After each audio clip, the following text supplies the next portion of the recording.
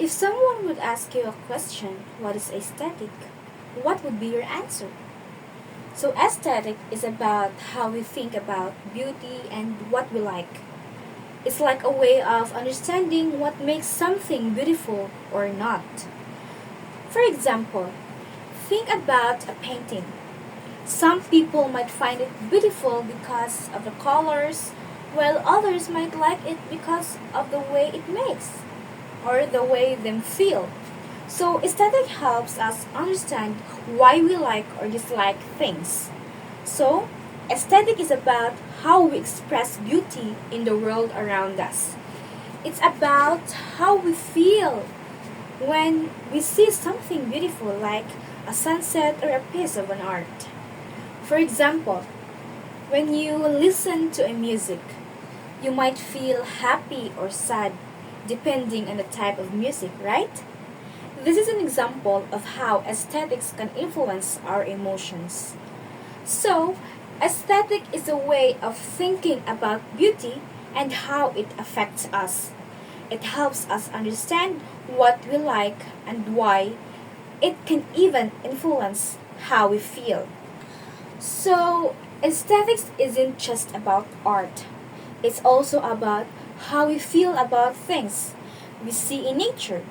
We use words like beautiful and ugly to describe these feelings. Look at a sunset. For example, when you look at a sunset, some people might think it's the most beautiful thing they ever seen, while others might not feel anything special about it. This shows how our feelings about beauty can be different. The words beautiful and ugly are tricky because they mean different things to different people. What one person finds beautiful, another might find it ugly. For an example, think about the food. Some people love spicy food, while others find it too hot. It's all about person's taste or personal taste. What we think is beautiful. What we think is beautiful is often influenced by our own thoughts and feelings. For an instance, someone who loves flowers might find a garden beautiful, while someone who is allergic to pollen might not enjoy it as much. Right? So the word beautiful doesn't have single meaning. It's just a way to express how we feel about something. One person might call a sunset beautiful, while another might describe it as peaceful or just inspiring. Aesthetic is a big topic that explores how we feel about beauty in art and in nature. It's important to remember that beauty is subjective and can be mean different things to different people. Even though philosophers often focus on the words beautiful and ugly, these words might not be the best way to describe what we like about nature. Instead of just saying something is beautiful, we often use more special words to describe how we feel about it. For example, we might say something is ironic, balanced, peaceful, or evocative. So imagine looking at a painting of a stormy ocean.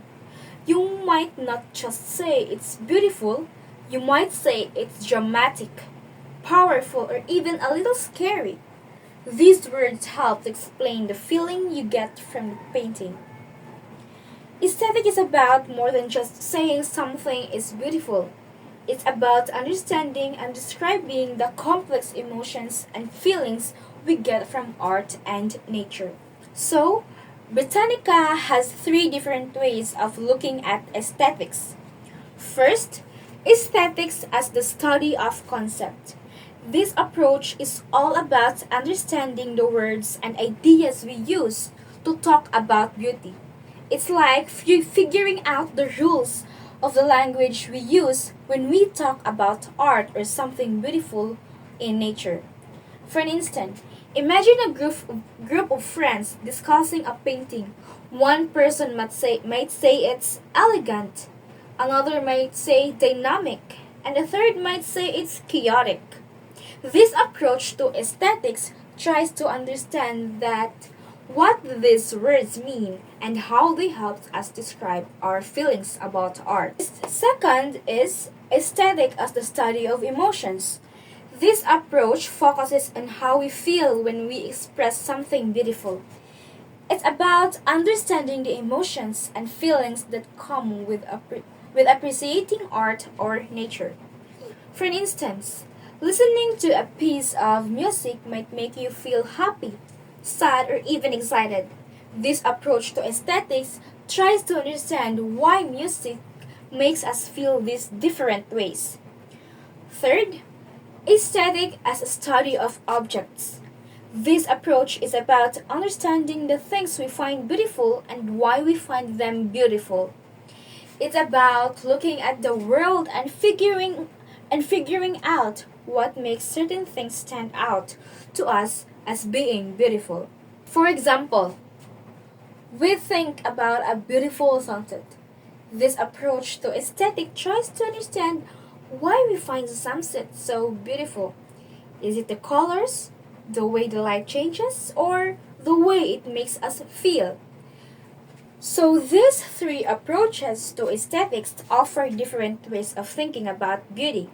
By understanding these different perspectives, we can gain a deeper appreciation for art and the beauty around us. So here are some strategies and initiatives in embedding arts and creative literacy in the curriculum. First, physical environment. So we can create inspiring spaces in schools to encourage creativity. This could include things like building a castle theme playground, planting a garden, adding colorful benches, or creating special spaces for arts and music.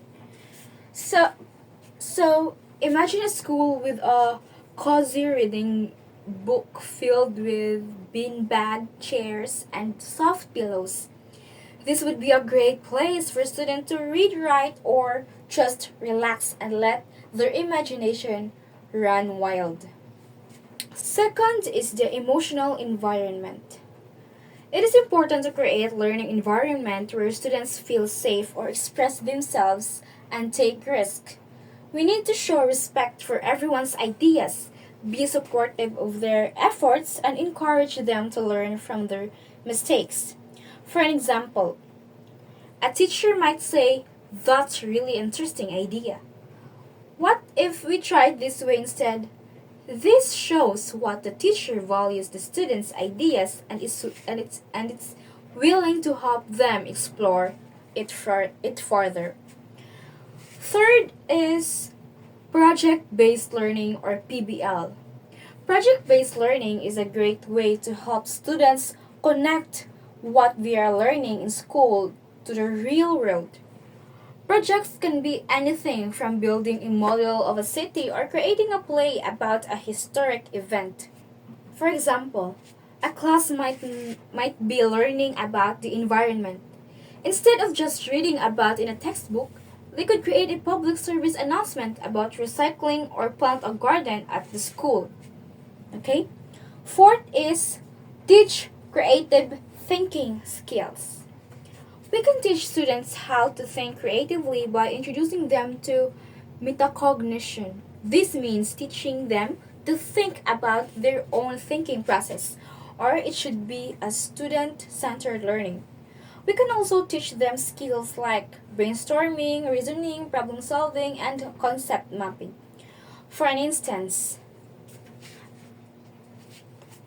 for an instance, a teacher might ask students to brainstorm ideas for a story. Then, the teacher can help them think about which ideas are most interesting and how they can develop those ideas further. Fifth, alternative assessment. Instead of just using text and quizzes, we can use other ways to assess students' learning. This could include things like performance, designs, visual arts, portfolio, and project-based tasks. It's important to use clear rubrics so students know what they need to do to be successful. For an instance, instead of giving them a traditional essay test on history, students could create a museum exhibit about a historic event. Number 6. We need to make sure that students have enough time to work on project and complete performance assessments. This means that being flexible with our schedules and giving students the time they need to be creative. So, if a teacher might allow students to work on a project in small groups during class time and then give them additional time to work on the project at home. Number 7. Student-centered learning. Give students choices in their learning.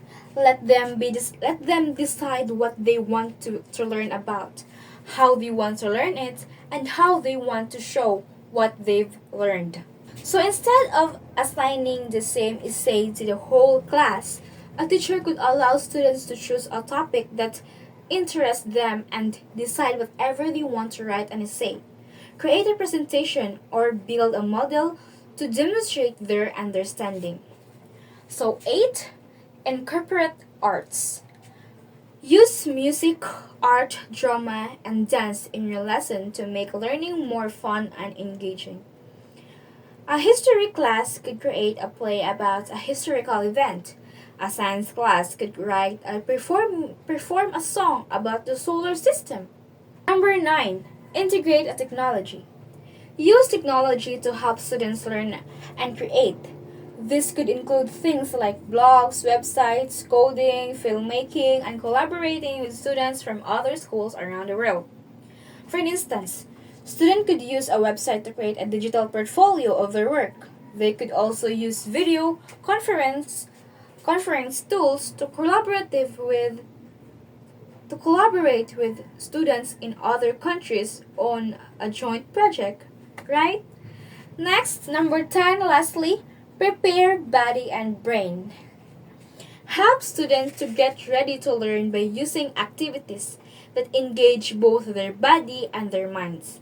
This could include things like yoga, dance, and many more. So, starting the day with a few minutes of yoga or exercise or stretching can help students focus and be more alert in class. So, by using these strategies, we can create a more creative and engaging learning environment for all the students. So that would be all in arts and creative literacy. I hope you've gained knowledge and see you next year.